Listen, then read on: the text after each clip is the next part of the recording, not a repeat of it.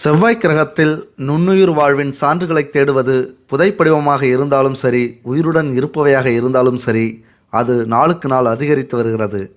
மேலும் இது எதிர்கால செவ்வாய் கிரகத்தின் திட்டப்பணி அறிக்கைகளில் கூட சேர்க்கப்பட்டுள்ளது.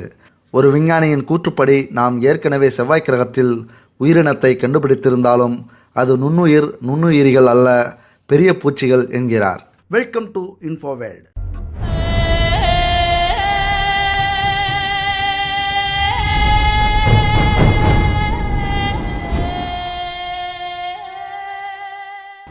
ஓஹியோ பல்கலைக்கழகத்தின் பூச்சியியல் துறை வல்லுநரான வில்லியம் ரோமோசர் செவ்வாய் கிரகத்தில் மார்ஸ் ரோவரால் எடுக்கப்பட்டு பகிரங்கமாக வெளியிடப்பட்ட புகைப்படங்களை பற்றி பல ஆண்டுகளாக ஆராய்ந்து அவற்றில் பல பூச்சிகளைப் போன்ற தோற்றமளிக்கும் கட்டமைப்புகள் பாறைகளுக்கு மத்தியில் புதைப்படிவமாகவும் உயிருடனும் இருப்பதாக கூறியுள்ளார்.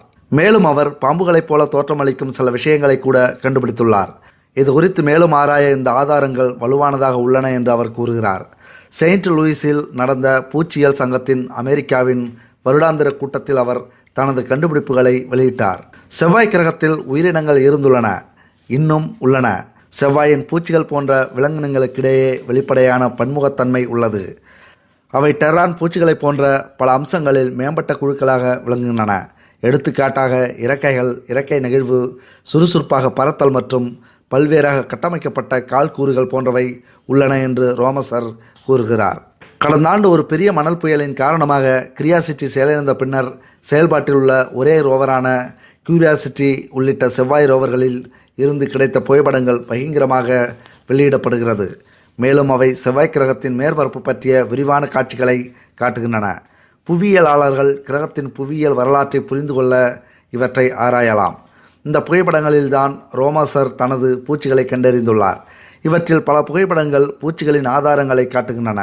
கார்பேஸ்கள், கால்கள், இறக்கைகள், ஆண்டனாக்கள் மற்றும் பிரிக்கப்பட்ட உடல்கள் ஆகியவை சுற்றியுள்ள ரோகோலிலிருந்து வேறுபடுகின்றன. பூச்சிகளுக்கு மிகவும் ஒத்த வடிவங்களை தேர்ந்தெடுத்து ஒவ்வொரு புகைப்படத்தையும் கவனமாக பரிசோதனை செய்துள்ளார்.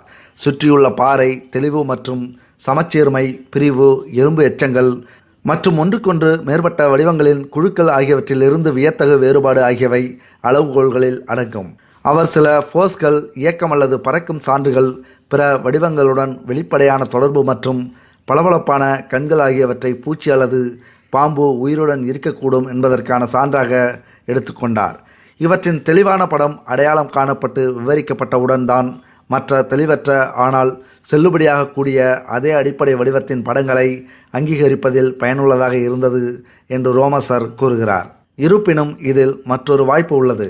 ரோமசரால் பூச்சிகள் என அடையாளம் காணப்பட்ட விஷயங்கள் வெறும் பாறைகளாக கூட இருக்கலாம். செவ்வாய் கிரகத்தில் எலி இருக்கிறது என்பது தொடங்கி நடமாடும் ஏலியன் பெண் இருக்கிறது என்பது வரை பல டுபாக்கூர் மேட்டர்களை பார்க்கும் போதெல்லாம் வைகை புயல் வடிவேலு சாரின் ஒரு சினிமா வசனம்தான் நமக்கு ஞாபகத்திற்கு வரும். பிரேக் உன்னதாக இருந்தா உன் இஷ்டத்துக்கு அழுத்துவியா என்பதுதான் அது. செவ்வாய் கிரகம் தூரமாக இருக்கிறது, நாமெல்லாம் என்ன சொன்னாலும் நம்புவோம் என்கிற நிலைப்பாட்டில் கிளப்பப்பட்ட போலி செய்திகள் மற்றும் புகைப்படங்கள் பல. அதற்கிடையில் சில அதிகாரப்பூர்வமான செய்திகளும் அசல் புகைப்படங்களும் வெளியாகும். அப்படியானதொரு புகைப்படம்தான் இது. இது என்ன புகைப்படம்? அதன் வெளிப்பாடுதான் என்ன? இது எப்படி சாத்தியமாகி இருக்கும்? இது சார்ந்த நாசாவின் விளக்கம் என்ன என்பதையெல்லாம் ஆராயும் முன்னர் 1980களில் இருந்து மிகவும் பிரபலமான வீடியோ கேமாக திகழும் பாக்மேனை ஒரு முறை நினைவுபடுத்திக் கொள்ளுங்கள். அமெரிக்க விண்வெளி ஆராய்ச்சி நிறுவனமான நாசாவும் அரிசோனா பல்கலைக்கழகத்தின் ஹைரேஸ் குழுவும் சேர்ந்து செவ்வாய் கிரகத்தில் காணப்பட்ட ஒரு புதிய பள்ளத்தின் படத்தை வெளியிட்டுள்ளது. அந்த புகைப்படத்தை உற்றுக்கூட பார்க்க வேண்டாம், மேலோட்டமாக பார்த்தால் கூட போதும். பாக்மேன் வடிவமானது காட்சிப்படுகிறது. கடந்த மார்ச் நடுப்பகுதியில் நாசாவின் மார்ஸ் ஆர்பிட்டர் மூலம் இந்த பாக்மேன் பள்ளம் பதிவு செய்யப்பட்டுள்ளது. ஏதோ ஒரு விண்வெளி பொருளுடன் ஏற்பட்ட மோதலின் விளைவாகவே இந்த பள்ளம் உருவாகி இருக்க வேண்டும். அசாத்தியமான கண்டுபிடிப்பாக இது பார்க்கப்படுகிறது. ஒரு மோதல் நிகழ்வு சாத்தியமாகாத பட்சத்தில் சதுர வடிவிலான இந்த மணற்மேடு பள்ளம் உருவாகி இருக்க வாய்ப்பில்லை.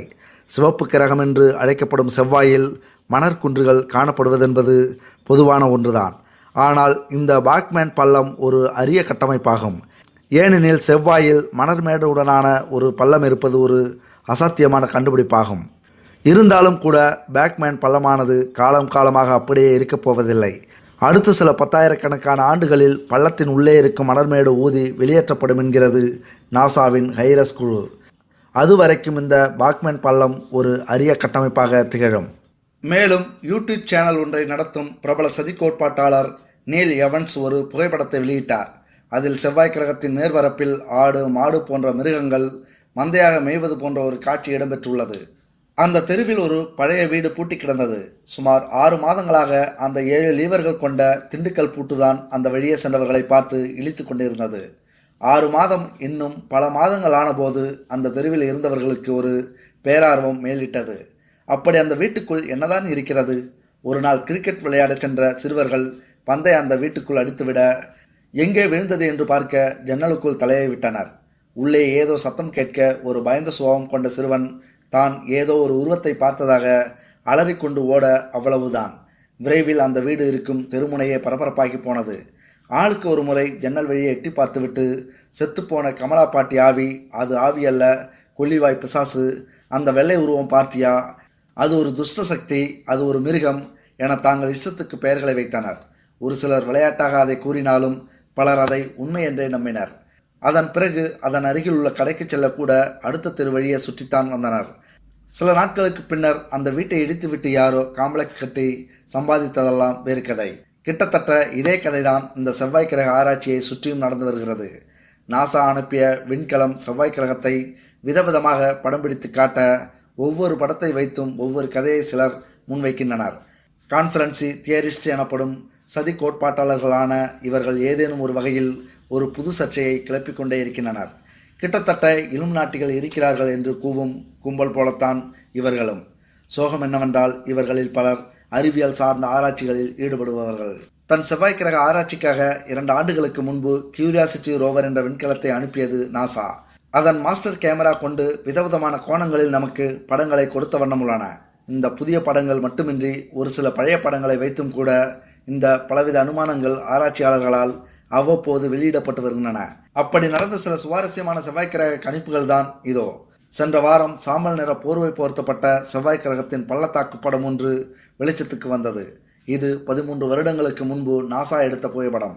இதில் அந்த பள்ளத்தை உற்று நோக்கினால் ஏலியன் ஒன்றின் தலை போல இருக்கும். எனவே இதற்கு நாசா கைரிஸ் ஏலியன் ஹெட் என்று பெயரிட்டது.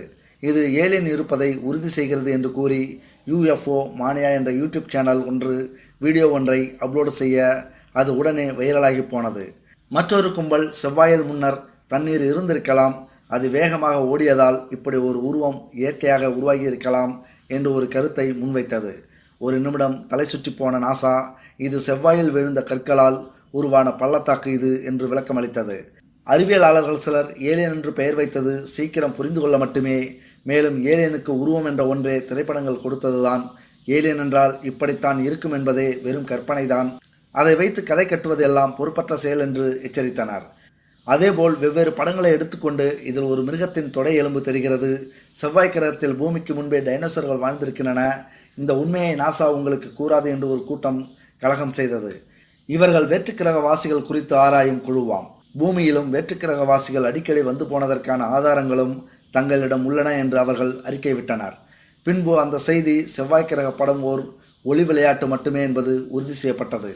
மற்றொரு படத்தில் பாறை இடுக்குகளுக்கு இடையே பிரமிட் போன்ற உருவம் தெரிவதாக கிளப்பிவிட்டனர். இதை வைத்து பண்டைய எகிப்தியர்களின் மூதாதையர்கள் செவ்வாய் கிரகத்தில் வாழ்ந்தார்கள் என்று கற்பனை குதிரையை தட்டிவிட்டனர். இது ஒளியின் தந்திரமல்ல என்று அவர்களே உறுதியும் செய்து கொண்டனர்.